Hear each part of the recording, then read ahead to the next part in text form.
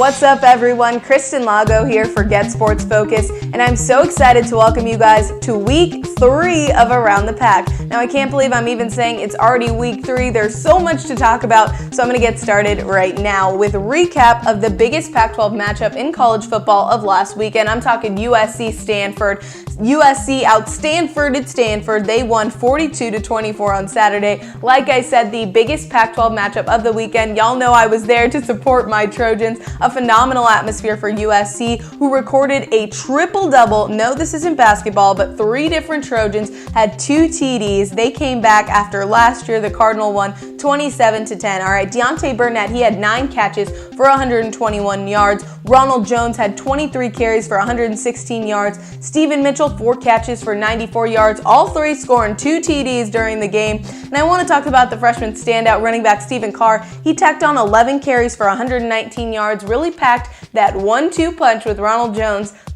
But I have to say, the game was really won in the trenches for USC, both on the offensive line and defensive line. Just a phenomenal job by those 2 position groups. They really outdid what the Cardinal has been known for in the past, which is their run game. They have Bryce Love this year, Christian McCaffrey last year, but they weren't able to pick up anything. USC's defensive line really shut down their run game, and USC's offensive line really did a number making those gaps for their running backs so they could run all over that Stanford defense. Sam Darnold, he didn't do too bad himself. He went 21 of 26, 316 yards and 4 TDs. For all you gamers out there, you know what I'm talking about. He put up Madden numbers on Saturday. But I do think you could see these 2 teams meet in the Pac-12 championship game later this year. I really do think Stanford is going to bounce back from this loss. We could see them go undefeated on the rest of the season. So make sure you keep an eye on these 2 teams. But as David Shaw put it, I'm going to finish it out with this. He said after the game, they beat us at our own game, which I'm not used to saying. I'm not used to saying that either, Mr. Shaw. So kudos to the Trojans. They currently rank number 4 in the AP polls. Now, moving on to the next topic, I'm going to talk a little bit about Pac-12 officiating with really a bigger goal of talking about college football officiating in general. I know if you're like me, you've had that one moment in a game where you're thinking, wow, that was a really bad call. I would not have thrown that flag, or I should have thrown that flag. So we're going to comment on UCLA's game. They dominated Hawaii this past weekend, 56-23. Wasn't much drama in that game except for 2 targeting calls that were the exception. They brought on the drama to this game and have led to a larger conversation that's been going on afterward. First up, linebacker Kenny Young was taken out on a brutal hit in the first quarter from one of the Hawaii tight ends. It was clearly helmet-to-helmet contact. He was taken out of the game. No penalty flag was thrown by the officials. Nothing happened on that play.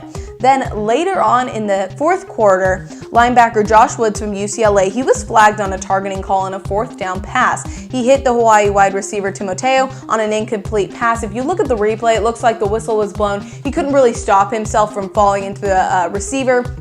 It was a little bit of helmet-to-helmet contact, but definitely not it was unwarranted.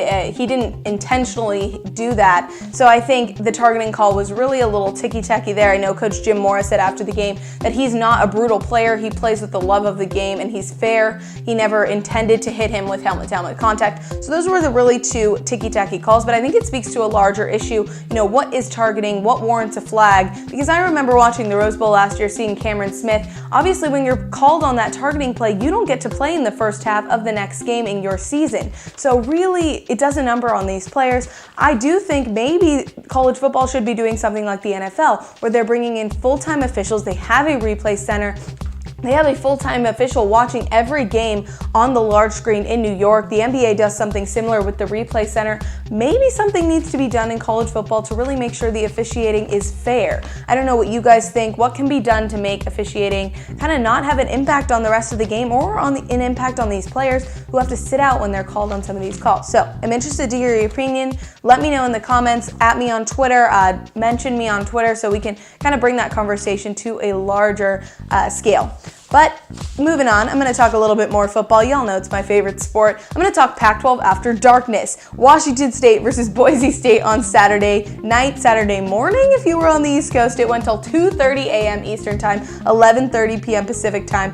Cougars were down 31-10 in the 4th quarter. Their QB star, Luke Falk, he left the game after Boise returned a sack fumble over 50 yards for his score. Tyler Hilinski, the savior for the Cougars in this game, he brought back the offense to tie the game. It went into triple overtime. They had a field goal, a touchdown, and finally Jamal Morrow gets the TD to lead the Cougars to victory. But in an effort to make this game even longer, the play was reviewed, but the ruling stood. The Cougars took that one 47-44. Now, this game had everything you could ever want if you're a Pac-12 fan, especially a Pac-12 After Dark fan. Let me tell you, it had broken records, a 21-point comeback, botched passes, 3 defensive TDs, and backup QBs on both sides of the ball. Just a phenomenal win for Washington State. Definitely a team to keep an eye on this season. But I want to talk about something other than football. I'm going to do a team spotlight for Around the Pac this week. I'm talking about Stanford Women's Soccer. Now, the Pac-12 released one of their stats this weekend. They had 37 goals scored in 7 games. Please bear with me. This is more than 265 Division I schools had all of last season.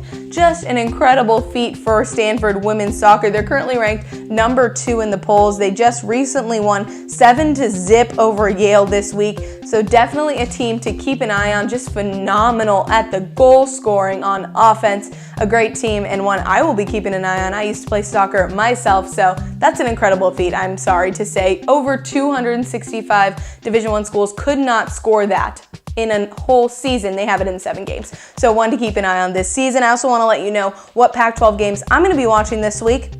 USC taking on Texas. That's a rematch, if you'll recall, of a very crazy Rose Bowl. Vince Young, y'all remember Reggie Bush, Matt Leinart in 2006. So keep an eye on that one on Saturday. It'll be the rematch game. UCLA is taking on Memphis. They're doing very well this season. They're trying to keep the momentum alive. Cal and Ole Miss, another one to keep an eye on. Cal will take on USC the following week in week 4.